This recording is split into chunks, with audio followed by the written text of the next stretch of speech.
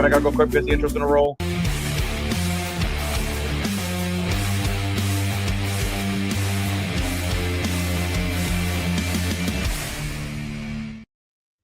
Hold up. Wait a minute. Put a little Streakers Island podcast in it. What's going on, everyone? It is I, the self-proclaimed grumpy sports analyst after both of my teams lost today. Cranky Jakey is in the house. And of course, I am joined by the most dashing man in his living room. And I gotta say, Lane, you have a really nice living room. Like that couch looks super comfy. It is pretty comfy. Hopefully he stays a body pillow. Oh man, nothing beats a good body pillow.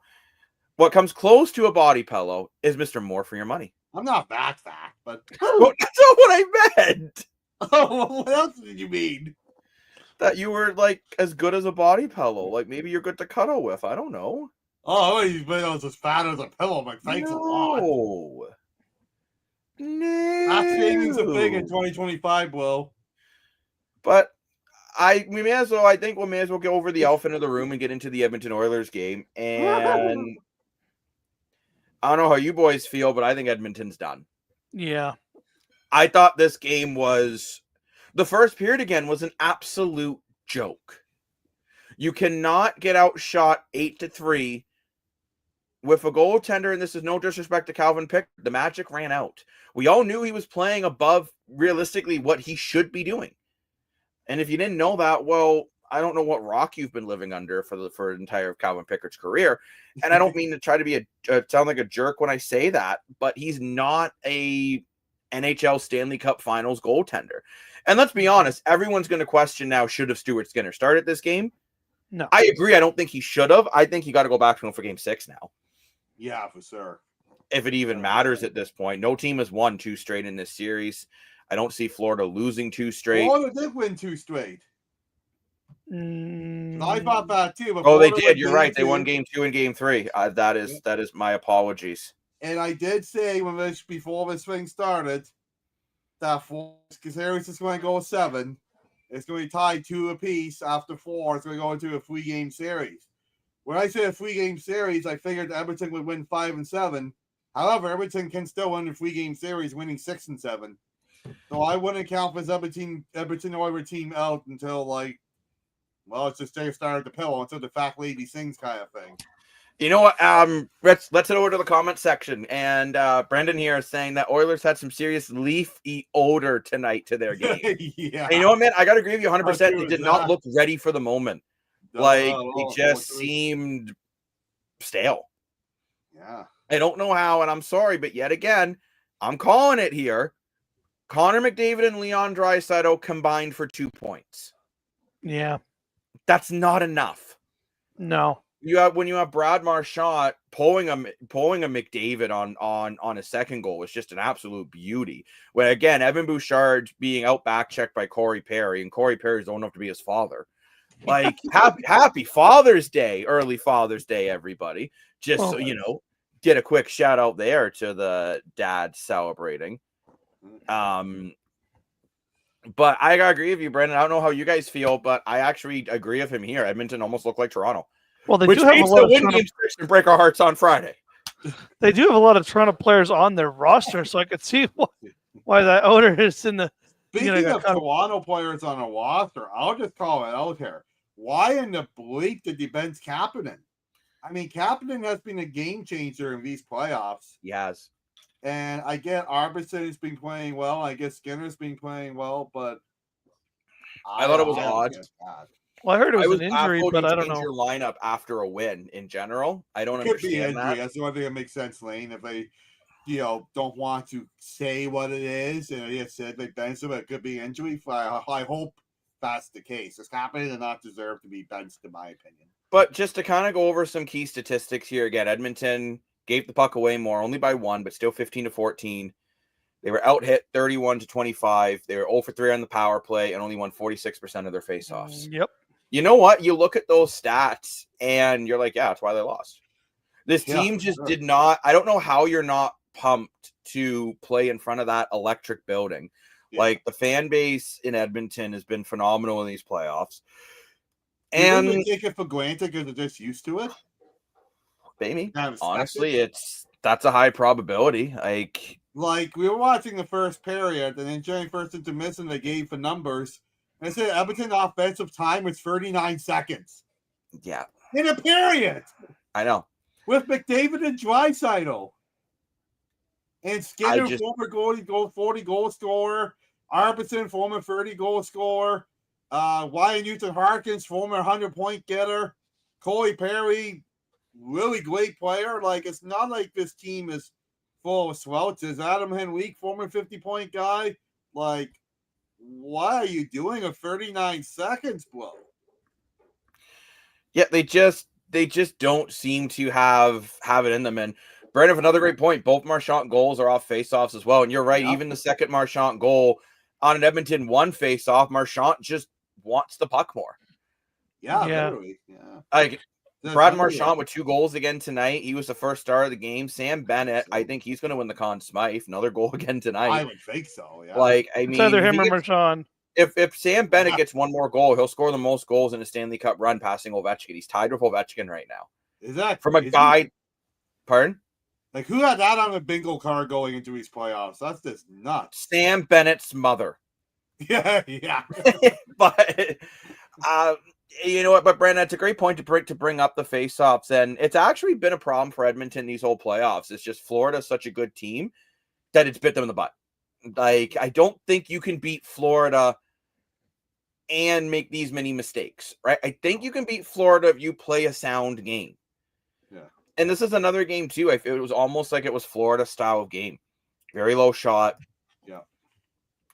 Decent amount of hits. And yeah, you are right, Brandon. It was a crazy individual effort, but it's like, Yeah. again, and I'm calling Evan Bouchard out again. Evan Bouchard at the point was slower getting back into the defensive end than Corey Perry, who was in front of the opposing team's net. Yeah. And Yeah, that's so it is bad. a great individual effort by Marchand, and I'm not denying that.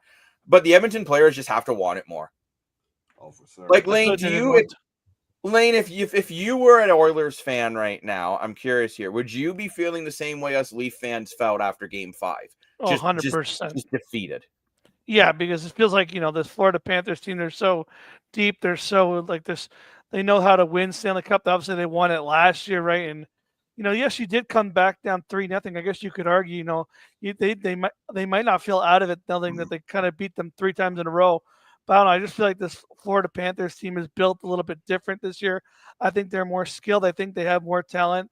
I think Brad Marchand and Seth Jones have added such a uniqueness to this team to make them more powerful than last year's team. And I just don't know how they're going to lose to the Edmonton Oilers, who are, I feel like, kind of beaten up at this point. And they really, like you said, didn't look like they really wanted it tonight.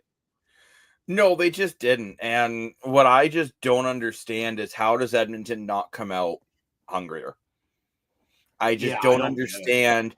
I said to Dan on the drive up to the football game, we were at the Toronto Argo game today, and I think Lane and I are both about as happy with our teams right now. But I said to Dan, whoever wins Game 5 is going to win the Stanley Cup. I really feel this series, this is the tilting game of this series, and unfortunately, I think it just tilted to Florida. I think Florida is just showing why they've been in the Stanley Cup 3 years in a row. Yeah. And I'm curious about you guys. Do you start considering Florida a dynasty if they do win this series? Oh, 100%. I wouldn't be surprised even if they say that, Marchand's going to be a free agent. They say Bennett's going to be a free agent. Ekblad. I almost wonder, if they win the Stanley Cup, if those 3 players, maybe just go, hey, you know what? We could go make more money somewhere else. Why don't we just stay here? I think they might. I think they might really too. do. This Florida culture is just something unreal. Like, I You could look see. at those guys, and then you look at Mitch Marner wanting $14 million, and the two just don't compare. Which Yep. Marner will get low 13s, mid to mid 14s. He'll be in That's that why range. he'll never make it to a Stanley Cup 3 years in a row. But Like, I don't know, guys. you It's really just one see of the these difference between things. People want to win and people want to make a big paycheck. Because there are It's other one- ways to make money in the NHL besides it just getting paid, right? I Like, will you say, can I think do another point. sponsorship- Sorry, Dan. You can do sponsored deals, for example. You know, What's look sponsored all the odds that Connor McDavid do and Max Domi do and stuff like that. If Mitch Marner really wanted to win, he would take, Mhm. 12 million, 10 million in Toronto and sign up with some commercial deals and make up the extra revenue. But I do want to ask you guys here, are we starting to see that there might be a change with teams realizing they need goaltending? Yeah. Like, let's be honest, Pickard and Skinner, and I want to start off right off before I get into this topic. I do not blame Calvin Pickard one bit for this game. No. He is a backup NHL goalie at best. And he has, whenever Edmonton has needed him, he's found a way. I'd even say in this game, he found a way to keep this game within reach for a long time. He did. Yeah, I think so. But I think it just comes down to, can you win a Stanley Cup with below average goaltending? I think I think Skinner and Pickard is a below average tandem. Yes. And I think the answer is no. I think you need number one. I think you need a number one goalie. I think you need someone that you are like, this is my guy, ride or die, unless I'm Dallas and I pull him for no reason. I still think if they left Ottinger in net that game, we could be seeing the Dallas Stars in here right now. We don't know. But then you look at Winnipeg, dumped all the money in Hellebuck, and that got from nowhere. Okay, but now look at Bobrovsky. I know he made some big saves in that second Playoff period. Bob show up tonight for sure. And again, it's no excuse. And before, I've already been getting a lot of messages tonight saying, well, they don't have Zach Hyman. I don't care. I understand Zach Hyman is a great player. And Lane, I agree with you. He is a huge hole to fill. But you have more than enough talent on this roster. You should be able to fill it. Like, let's say it's Connor McDavid that's injured, or Leon Draisaitl, or even Evan Bouchard, as much as I think he's very overrated. I could see it. But Zach Hyman, personally, actually, I think Zach Hyman is better than Evan Bouchard. No one else will agree with me. But, well, Lane, you might, because you seem to want to take Zach Hyman out and you want to wine and dine him. He does write children's books, too, by the way. So he's an author, too. Very smart guy. He's a local Hamilton boy. But Brandon back in the comments here. So if Edmonton doesn't win, goaltending needs to be priority for them in the summer. I thought goaltending should have been priority for them at this deadline. I agree. Yeah. 100%. Like I said that, I'm like, what is going to kill the Oilers is mediocre goaltending. I've been saying that all season. Actually, I have said that since Mike Smith retired. Right. Yep. I don't feel Edmonton has had a bona fide starter since Mike Smith. Yeah, but who's available? With Jack Campbell, and unfortunately, that didn't happen. That's a great question, Lane. But like, why not go and get like at the deadline, call Buffalo and say, hey, we'll give you a 3rd round pick. Give us James Reimer. Ugh. Look, say what you want. Optimus Rhyme he's better than what you have. Yep. At least he's some insurance. Or maybe you throw a lot at the wall and try to go get Swayman after having a bad season. You take a gamble on him. $8 million cap hit, though. Doesn't matter.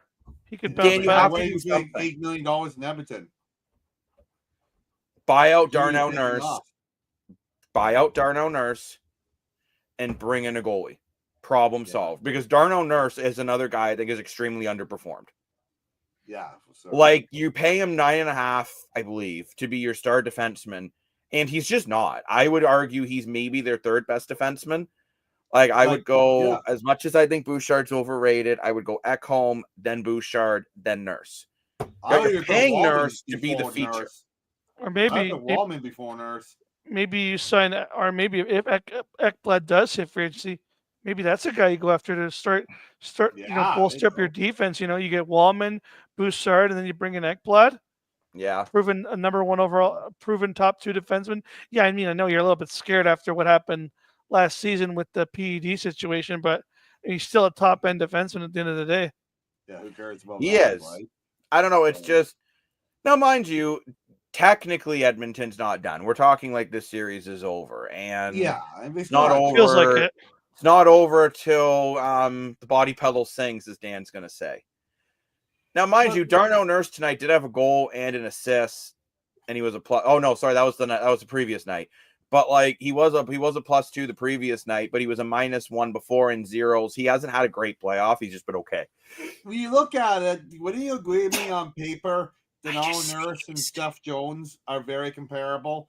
Both to be top 2 defensemen. Both get paid north of $9 million. But when you look at them on the ice, there's no comparison. Steph Jones is superior product. And I admit, I wasn't a huge Steph Jones fan before these playoffs. I thought he was very poor in Chicago. And when Florida made this trade, I'm like, well, that's stupid. Well, I was wrong because Steph Jones now looks like a $9 million defenseman. Well, here's the thing about that, right? Like at the time he was playing on it, he was kind of, let's be honest, he was starting to fall off. And I think, you know, when you look at cap hits around the league, right, we always look at these numbers and how they relate. And when you're playing not great, the number looks bad, right? Seth Jones has always been a good player, but playing on Chicago with no talent and playing on a team that is letting Bedard with no goalie, with no defenseman to help him. They don't have a number 1 center. They don't have second line. They don't have a third line or a fourth line. They basically have Connor Bedard and him. And they were kind of tanking there for a few seasons. So Seth Jones started to look bad. And then that $9 million cap hit started to look like a boat anchor, which made Seth Jones look like he had no value. When in reality, all he needed was a team like Florida behind him, who's an actual team that has depth, that has talent, that can give him a chance to play every night, give him a reason to go out there. Because whenever he's had a team, he's been a good player. And, you know, it's hard. And I think Darnell Nurse, you could put him in the same situation. He does play on a team that has a lot of skill and has a lot of talent right now. And you can say that maybe he doesn't look $9 million, but he could easily go to another team that maybe works out better for him. And it's just hard to know what team to play because you never know what these guys can do really outside of what their number is. But the number definitely kind of sticks to them like glue at the end of the day. The problem is, though, and I think more for Darnell Nurse is on a good team, right? Like, you can't say Edmonton is a bad team.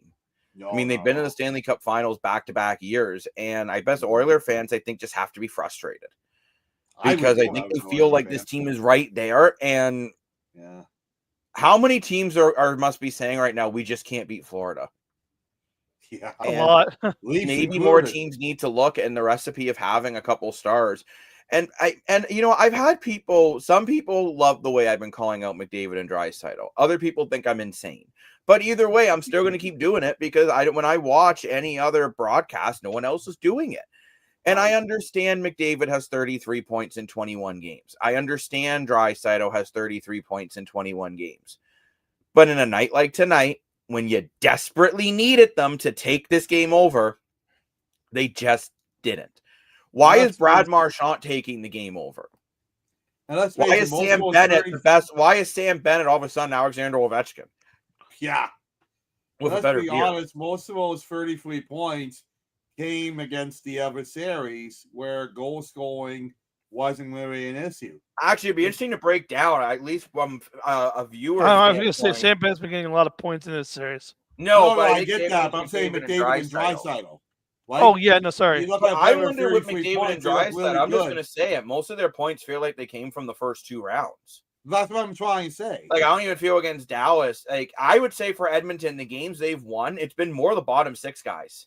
Yeah. And Evander Kane's been bad, too. Like, let's just be honest. Yeah. He's been bad this series. He's been bad with a capital B. He is bad like Michael Jackson's song, I'm Bad. Great hit record. And I'm really surprised because I thought he was the one who was going to step it up when Zach Hyman was out. I mean, I think Corey Perry is playing above his ability. He's got 10 goals, 14 points. Oh, 100%. He's $1 million cap hit. 5 power play goals. 40 years old. Like, I don't know. It took McDavid 5 games to get 1 goal in this series. And don't you guys kind of feel like, you know, like I know they've been playing from behind they've been playing a lot from behind in these playoffs, right? Like they've been the comeback team, but I just feel like, you know, Florida with the skill they have, the talent and playoff Bob, this isn't a team you can really play from behind and try to get. They've already done it twice. Like I know, but you can't. But I don't think you can do it 4 times. Well, and I'm curious too, and anyone else, feel free to jump in the comments, especially if anyone's from Edmonton area. Like, how is Edmonton feeling right now as a group? Like, how is Oilers feeling? I think He they're asked me to feeling. delay. I believe Dan Gray is at work. He never sleeps. All he does is work. But I think if I'm an That's on the Edmonton island. fan, I'm feeling pretty similar to the way the Leafs do, and just feel like we can't get by. We feel like if you can get by Florida, you can win the Stanley Cup. But Edmonton probably feels that they had any other team in the East, they'd be winning this. If they had Carolina, Toronto, Tampa, Ottawa, whoever else is left that I can't, Washington, Montreal, they feel they would win this series. They feel they could beat any team in the West because they've been doing it. They just can't beat the Florida Panthers. This is going to sound very weird, and I don't know if you guys will think I'm crazy by this comparison. Edmonton Oilers almost might feel like the Winnipeg Blue Bomber fan base. They just can't seem to beat the East. They kill the West every year. But I can't put the comment on screen just because of some of the swearing. I apologize. That'll get us in some trouble with the folks in the world. But Oilers fans, they're optimistic, and it's really frustrating some of these fans. Yeah, I don't blame them. It's like the second straight year here where you're feeling like you got to the finals, right? And getting to the finals is no easy task on its own, right? Getting to the finals is something that, us Leaf fans would cry if it ever happened. And, here's Edmonton doing it 2 years in a row here, really feeling like they have a chance in the fight. And this year, I would argue they have a better chance than they did last year. But because you won game 1. You had home ice. But game 2, I've said it multiple times. You're right, Lane. You're 100% right. Game 2 is like game 3 in the Leafs. It always comes down to one game, and game 2 is a game that you had a lead. You had the chance to win that. You were the better team until overtime, and then Brad Marchand sticks one past Stuart Skinner, and all of a sudden it's 1-1 when you head into Florida. And now think about it. You win game 2, you're able to steal one. You're able to steal one in Florida. You're coming back home 3-1 here. Yeah, 100%. And if you're up 3-1 and you lose game 5, you're still feeling pretty confident. But now you're not. Now you're not. I don't know. It might sound weird. I literally feel like a parent who's mad at their kid who failed their math test. I'm not mad. I'm disappointed. I'm just disappointed in this group. Not the Island group. We're doing a great job. But the Edmonton Oilers, I'm disappointed in. I need more out of McDavid, Draisaitl, Bouchard, and Nugent Hopkins. I feel like those are your 4 guys this team is built around, and I am not getting enough out of them. Well, even Netcom's not 100%, but he's had a phenomenal Stanley Cup Finals. He's looked great. The problem is, I find with Draisaitl, McDavid, Bouchard, and Hopkins, we're seeing moments. Yeah. But we're not seeing it for a full 60. That's the problem. Mind you, they're not for the full 60 minutes, but you guys get what I mean. They just need more. Oh, for sure. Even when you're on the bench, you still got to do stuff. Well, you got to motivate your team. You got to watch the iPad, see what you can do better for next shift. Like, it is a full 60 minutes. Not 60 minutes on the ice. It's 60 minutes of effort they got to put in. Mm-hmm. Now, the question, now, maybe this is too early to ask because obviously it's not over, but maybe this is too early of a question to ask, but do we see some drastic changes coming out of Edmonton if Game 6 does go south here? If you get blown out again, there's a good, because I would argue now out of Edmonton's losses, 2 out of the 3 have been blowouts. Yeah, 100%. Where you're not even in the game. Remind me, was it blowouts last year? Let me check. I'll get on that. And you know what? Don't worry about it. I need to figure out a way to put a disclaimer in for the language. But Corey Perry fired the guys up last game. Mental agility is just as important as physical skill, and I do agree with that there. 100%.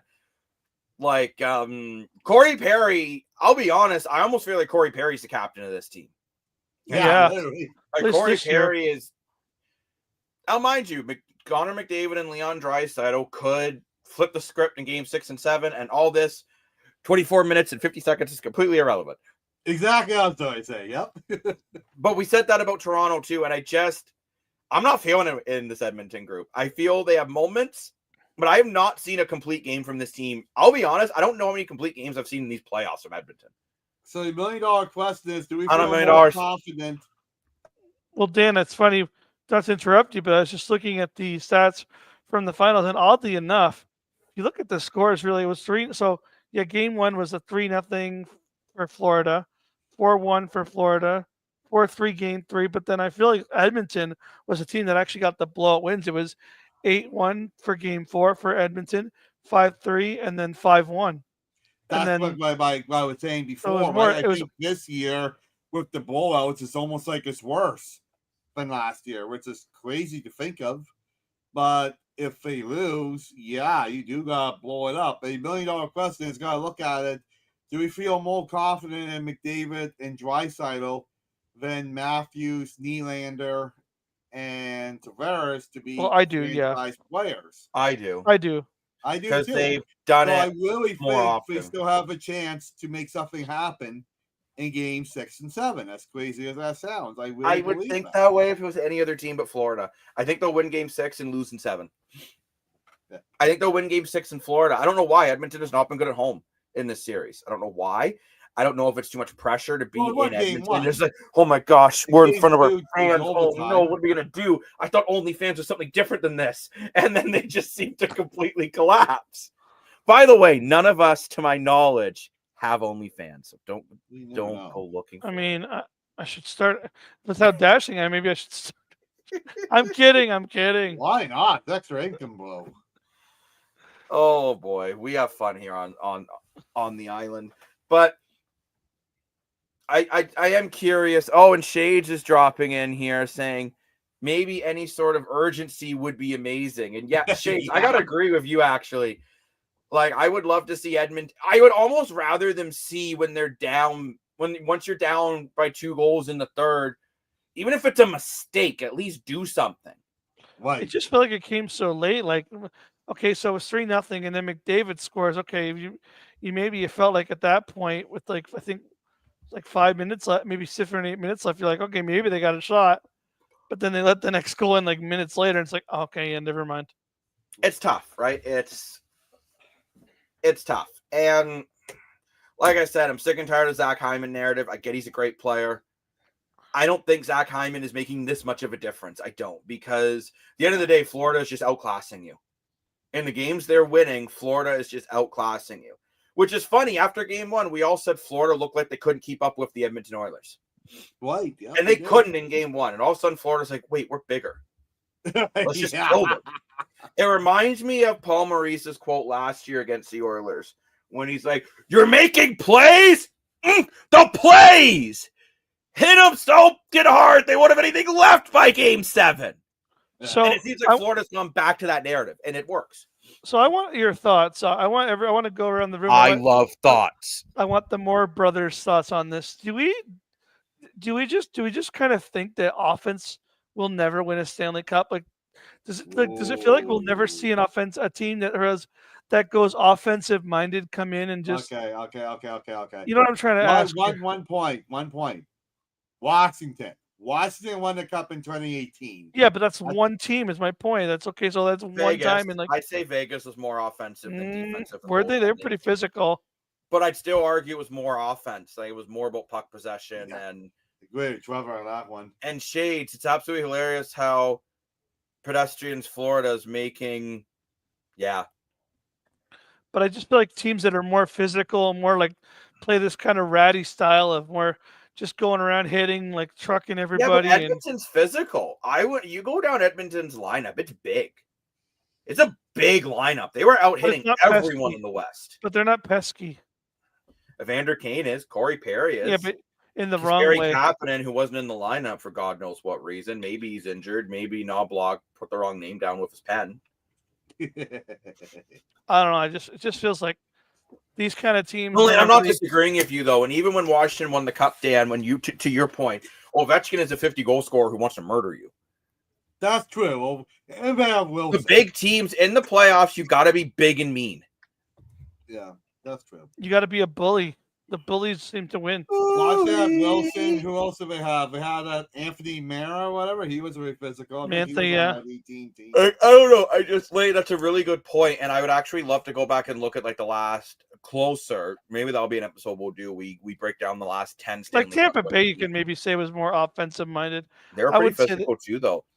Luke Shen was your 7th defenseman who used to double shift every time because Victor Hedman would double shift and murder people. Zach Bobosin too. That Tampa team was pretty mean. And you actually even look at the teams that had some success. Oh, she was a guy. Chara, Chara was a beast. Oh, yes. Chara was an absolute beast. I do agree. And I mean, TJ Oshie as well, another guy in Washington that Just is retired. He's I was retired. sad to see with injuries and stuff. You know what, though? Wouldn't it be nice to retire by 40? Yeah, I know. Oh, it's sad. They got to retire at 40 with millions of dollars. Oh, no. Poor guys. Oh, no. But a lot of players don't retire at 40, right? I do agree. Find other ways. Looks like we're getting... Put an F in the chat for Zdeno Chara, everyone. Everyone seems to love Zdeno Chara. Oh, yeah, he's abused, right? Unless you're a Vancouver Canucks fan, then you absolutely hate him. I don't know if you guys heard about that when Chara told people that Vancouver was practicing celebrating winning the Stanley Cup, and then Kevin Biesca's just like, no, that didn't happen. Why are you being an idiot? And to this day, Vancouver Canucks hate Zdeno Chara. By the way, we're not sponsored by Zdeno Chara, but we could be. Give me a call at 1-877-StreakersOnPodcast.ca. Our website is a phone number. Our phone number is a website. We do have an email address, Phil. We do. So actually, that is one of these. Any topics you want us to talk about, you can always message us on Facebook, Instagram, YouTube, or send us an email, which I will put that email on the screen. And there's a Spotify. Streakers Island Podcast. You mentioned Spotify apparently too. You can also send a letter to my house, and I'll personally respond back to it. He'll even kiss the letter. So we need your address on your screen, Lane. Don't even stalk you now. But I don't know, boys. I'm just feeling like if I'm Edmonton, I'm very concerned. And I think there could be some major changes coming, including, I think goaltending will be the first.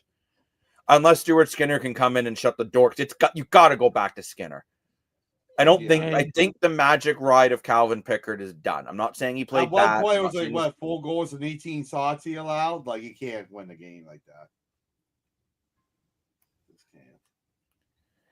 Oh, I did not know. So, yeah, we can put that on the screen because Dan has said ass a few times. So that's fine. Knock Chara on his ass. Oh, I forgot Shades worked for the Ottawa Senators. Yes, I've heard this story. Yep. Man, so you know, I gotta say, Shades, that is a legendary moment you must have done. So, do you know what we know what the Rock is cooking? Some shades.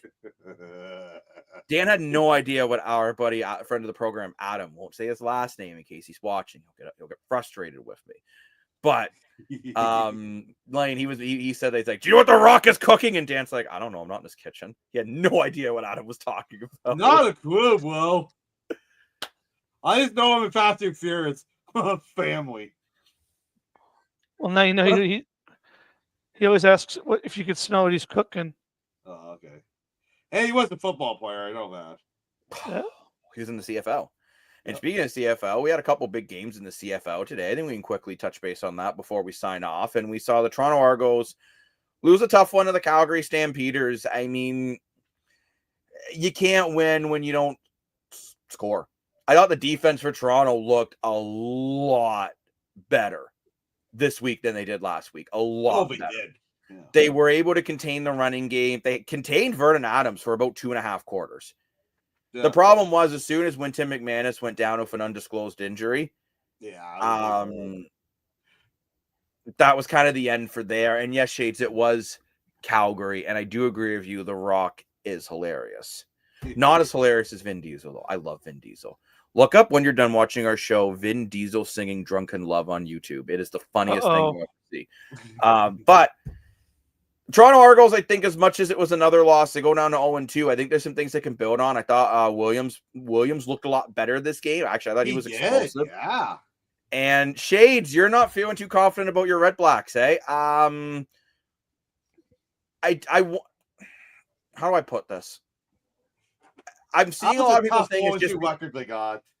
I'm seeing people say it's just because of Drew Brown, but I'm seeing a lot of issues besides Drew Brown in Ottawa, unfortunately. I think Ottawa's defense needs help. And I also think Bob Dice needs to remember he has William stand back as a running back now and not some guy that doesn't know how to run the ball. Use him! Use him! Yeah. But I do agree, the Red Blacks. But I will say, as an Argo fan, I'm really hoping Chad Kelly is back soon for the Red Blacks. I honestly really hope our Argos are heroes compared to the Red Blacks. Oh no! I really hope Ottawa doesn't take a Oh, step back Shades, I feel bad because for you. no, you know what, Shades though, and like, so how is that? How I'm curious if that's how the rest of Ottawa is feeling. Like when you talk to some of the groups that haven't won yet, like Elks fans still seem to be feeling somewhat confident. You have Argo fans that feel like, you know what, once Chad Kelly's back, the defense looked a lot better tonight, this afternoon, whatever. And I will say, even with Nick Arbuckle in, they still managed to make the game close. But, and Well, yeah, that is very true, Shades. I thought Matthew Schultz looked absolutely terrible against Montreal on Friday night. It was bad. I was shocked how bad he was. And what I'm curious, Shades, too, and you can answer this in the comments for me. I love calling out the comment section. It's one of my favorite things to do. Why is Dustin Crum not playing? At least he won some games for you at some point, and he can do I get he doesn't have the arm strength of Drew Brown, but you don't have Drew Brown right now. And at least Dustin Crum will literally truck defensive linebackers as a quarterback. Yeah, literally. Like, at least that'll give you a running game. Which again, why isn't Ottawa using the running game? You went out and got two good running backs and stand back on Boboye. I think arguably Dustin Crum can run as much as a Parker as Trey Ford. I mean, he's not as much, but he's close. He's comparable. I mean, he's done some really amazing plays. Like, I really thought Dustin Crum was the future of his team. And no, Drew Brown's your future in Ottawa. And the problem is, though, you even look at week one, Drew Brown throws for 400 yards and you lose. Yeah, that's tough. You cannot. Ottawa's defense is a major problem. Now in Hamilton, it looks like we're doing the 0-2. Looks like we're doing the 0-2 tour. Literally, every team at least is 0-2 except Montreal's 2-0. And I don't think Montreal is as good as a 2-0 team, but this is the way the luck draws. But we go look at Hamilton tonight, and mind you, it was a close game. Yeah. You know what? They gave Saskatchewan a run for their money. It was so like in the second half, they didn't do much. So chatting back and forth with a good friend of mine, friend of the program, Barron, and he said the receivers could have been better, and the Bow interception definitely didn't help.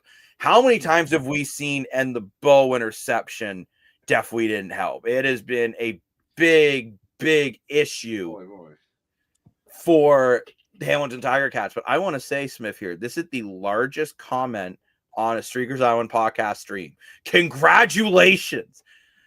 Let me get my breath. Look, I don't have a body. It's at my head. We don't need Dan. Oh, bobblehead. It's hard not to be optimistic as an Elks fan, even when you can't stop losing, because I feel like we're the Lions. The Lions were constantly losing too, and then entered Dan the Man.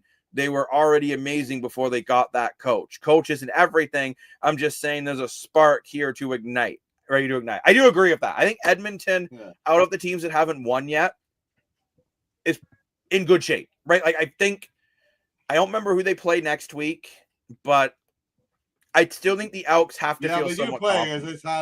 Dan has a body again. Congratulations, Dan. Yeah. Did they get a bye? Oh. They just had the bye this week. I'll look up who they play. They play someone.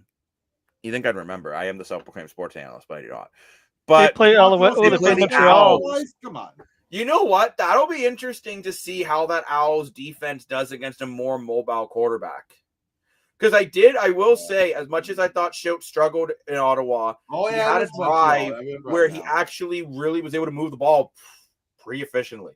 And it was a lot of those hitch quick screens and where you would fake the run and then roll to the side. And who's better than that than Trey Ford? I don't think there's a quarterback in the league who's better at that than Trey Ford. No, of course not. So time will tell here, but I actually think the Elks got to be feeling pretty good still, at least with BC losing this week, so they're 1-1. The Rough Riders are the best team in the West right now at 2-0. They play the Toronto Argonauts next week. Boy, they look great. They really, from what I've been hearing, they completely shut down Hamilton in that second half. Yeah. even from what I saw, we were at Chuck's Roadhouse over in Stony Creek, and from what we saw there, it really looked like Saskatchewan's defense shut it down. And I'm hearing too, Hamilton just couldn't stop the run again. AJ Olette was back, and he was back. Fourth Yeah, that's going to back. be an issue. So I don't know. I don't know. I'm curious in the comment section here, boys. Are you considering starting Taylor Powell? I think so. No. It feels like, yeah, I think so. No. You can't go. You went 0-5 last year. No. You're already 0-2 this year. It feels like we're I'm not talking hitting about the this. panic button yet, okay? This last game against Saskatchewan was really close. What Yeah, was but the you didn't get a game? touch. But you only got one touchdown from Bo Levi Mitchell. Okay, who's he's one a of the highest future paid Hall of Fame quarterback. Yeah, but I don't care about that, Dan. I do. don't I'm care an if Aaron Rodgers fan. Like, come on, I care Okay, about Hall and of Fame you're status. gonna be sad when he does nothing and loses all when he wins 4 games next year. Oh, he's getting Steelers back in victory calling playoffs for sure. No, he's not. Yeah, But he is. I think here too, I will say Hamilton has some positive things. Kenny Lawler, 162 yards. Holy cow. And he also made one grab in the first half that was just incredible. But I think what's got to be frustrating for Hamilton fans is you had a 7-6 lead going into the half. And then the third quarter, you just got dominated. You lost I'm the game. just going to call out the CFL here, and people don't like it, sorry. But the scheduling was terrible. It was. Why would you play the Argos at 4 o'clock and then the Ticats at 7? Where we would have won both games if we got could. out sitting on the traffic of the lakeshore. Over half the game is already over in Ticat land.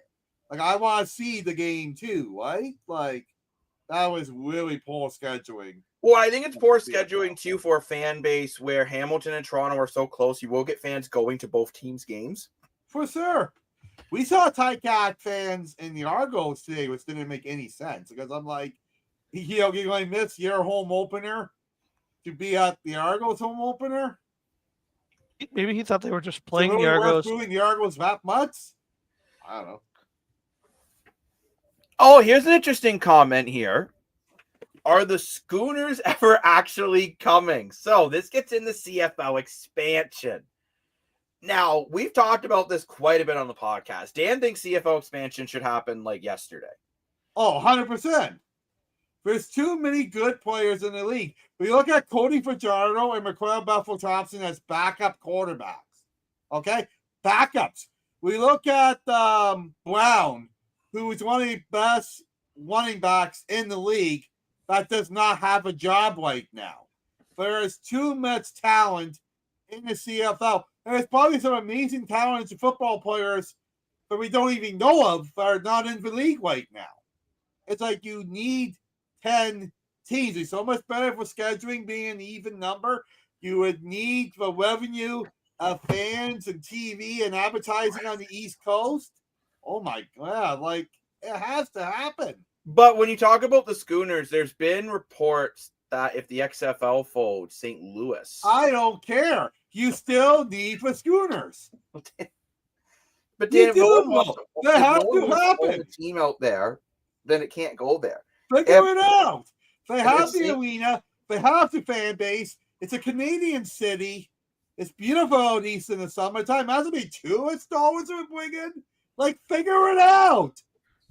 Okay, calm down. No, I'm not mad about it. It's not rocket I've never- science. I've never seen Dan this mad, so I love the passion. It's He wasn't not even this rocket bad when science. the Leafs lost again. He's like, I don't care. No, really. Well, It's not big of an issue.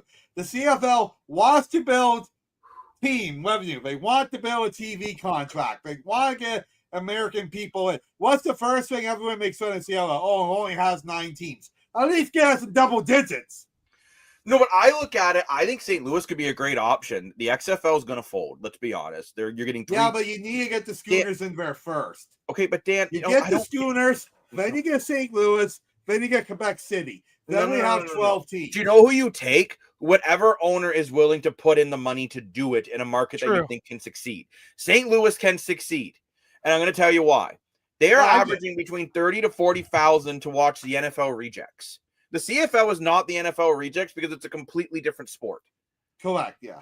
So will the Scooters actually come? Honestly, I hope they do. I don't know. There was rumors right before COVID. It looked like it could have happened, and then obviously, it was it.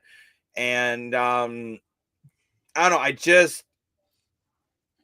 I think the league I still think the league needs to market more. I did see the CFO commissioner was actually at the game today, and unfortunately, we didn't get to talk to him, Dan and I. Yeah. But he was actually talking to fans, asking them what he wanted to see more, and apparently, he was talking to like younger fans to be like, "How can we make this more engaging for you?" So I do think this commissioner is putting in a good effort. We did see Pinball today, but we've met Pinball a few times. Super nice guy. And there was quite a lineup of fans wanting to meet Pinball. So we wanted to respect those people and let those people have their time to meet him. But we did see Pinball. Can I also just quickly state for the Rough Riders, Kadeem Carey did have 4 rushes with 26 yards, averaging 6.5 yards a carry. I would like to just throw that out there as an Argo fan who's a little frustrated still about that decision. I mean, AJ Olette killed it tonight with 13 carries, 96 yards, 7.4 yards per carry, and a touchdown. Trevor Harris, 26 to 37, 295, a pick, but also a touchdown. And I want to get back into Bo Levi Mitchell. Well, I actually don't want to be inside Bo Levi Mitchell. What am I going to his house? I bet he has a nice house. But Bo Levi Mitchell, and invite me over. Maybe you live near me. I don't know. No, I'm not putting my address. You said he had a decent car. But going to Bo Levi Mitchell's performance tonight, 26 for 40. Car guy. 26 for 40, 336, a touchdown and a pick, and the pick was a pick 6. Yeah. That's tough, right? Like it's one of those things where, and I'll be honest too, this game could have been a bigger loss because you had Lothar miss a field goal. Right. Which hopefully no one eggs his house this time since they still managed to hang on. But I don't know. I get you've lost 2 close games to 2 good teams. I think Hamilton, I maybe give Bo Levi Mitchell one more game. One more game, yeah. Which you play Montreal on Friday, June 27th. So I give him that game. And they buy next week? They do. Yeah, they do. Maybe Dubai might help out, right? I don't know. I don't know. It feels like they're trending in the wrong direction. Compensation. Then Shades Red Blacks plays Stampeders. Stampeders have a bigger chance of going 3-0. Shades Red Blacks versus Chazzy Stampeders. Some rivalry action there. Versus whoever gets the nod. I don't know. Alouettes looked great this game against the Alouettes play the Elks, Argos, Rough Riders, and we get a rematch between the Blue Bombers and the Lions. Blue Lions have to win that game if they want a chance of winning the West. Yeah. I'm going to tell you guys why. Those are the last 2 games. That's the last game these 2 teams face each other for the whole year. Argos have to figure out how to get a win against Saskatchewan if they don't want to go 0-3. Yeah, but it's more, I would argue, though, this is going to sound weird. Toronto isn't screwed until either Ottawa or Hamilton figure out how to play football. So that's kind of my point there. Yeah. But it's one of those things I just kind of want to see. For Toronto, at least, luckily, if they can... They're probably not going to win. They're probably not going to win the division at this rate. But if they can at least, and mind you, Montreal could go on a losing streak. I mean, Montreal, I could see them losing to the Elks. Well, that's the thing. Saskatchewan looks like a 2-0 team. Okay, they look that good.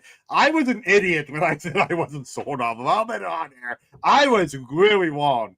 Montreal does not look like a 2-0 team. I'm sorry. Yeah, Oakland, legend. Gosh, I wish the Argos had him again. You know, great receivers and Smeeg and Mac. Yeah, Mac. You know, they got some. Return of the Mac. Yeah, not the other guys. Chris Gallup, a little walk-up song. Not Randy Moss, but it's like, they got some decent players, but they don't look like a 2-0 team, in my opinion. But the Rough Riders really do. So I think the Argos are going to have a really tough. Everybody's in Toronto too. That's right. So it's going to be a really tough match of the Argos. Hopefully, You gotta hope Kelly and or Grant is back. You know, this is gonna sound weird. If Janarian Grant was in this game, I think Toronto might have stood a better chance. Because the kick return game wasn't great for Toronto. And I'm curious, like, yes, it makes a big difference. Gosh, Like you're getting like bad field Yes! positions. No, it's true. It makes a huge difference. And no one really talks about. It's like I said, how the punter is the most underrated position in football. I always say the kick returner is one of the other ones too, because when you're starting off, no, it's not crazy, Jacob. When you're starting off at a 15 or 20 yards offense versus starting off at 25 or 30, that makes a big difference. 100%. Yeah. Quack. So I'm not quacking nuts, Jacob. I'm really not quacking nuts. No, actually, I agree with you. I just haven't got a chance to bring my duck friend on the set. The stream What here. about face him in the corner again? No, he only goes in the corner when he's sick of your crap. He's not sick of your crap yet. Aaron Rodgers. Oh, now he's gone. He's hiding. But He's so scared. But no, we have an interesting week in the CFL coming up. We have some interesting, obviously, Game 6 in the NHL do or die game coming up on Tuesday. We won't be able to do a big game, but we will be able. Well, Father's Day. I don't know what happens in sports on Father's Day. I'll go read a book. Read a book to your dad about. There's all kinds of cars, not really sports related, but as we know, we are having a automotive event on the island. We're having a car show powered by us with the app. So instead of judging, people can vote on the app what cars are their favorite. We're working with Kurzfest, which has done legendary automotive events in the past and sponsored by Wheels Gillette, amazing shop in the GTHA for rims and tires and all that stuff. And just to get to my point, if you're not going to do sports tomorrow, there are tons and tons of car shows going on this weekend. I'm saying all across the country, right? There's all kinds of cool events going on Father's Day. So even if you don't have a dad around, find your special person and go enjoy an amazing Sunday event with them. So I like to say the only father I need is the Heavenly Father. But for that, I think it is time we sign off for the night. Thank you very much, everyone, for joining the Oilers post-game show, which then turned into a good 20-minute CFL conversation as well. I love the island where we can just kind of, especially these live shows, we have a game plan, but I love when the comment section can really drive the content. Oh, there's been a few times where the comments take us in a completely different direction we were not expecting. So, and hey, yeah, Model Ts, those are a sick vehicle, right? Whether you love the classics or the tuners, make sure you're locked on to Streakers Gaming, which is the app that powers our podcast. And there's a lot going on there as well. But it's time. Huge update today just happened. So a lot of great news going on. Ford Model T, a lot of them over 100 years old right now. You know what's else 100 years old? Me.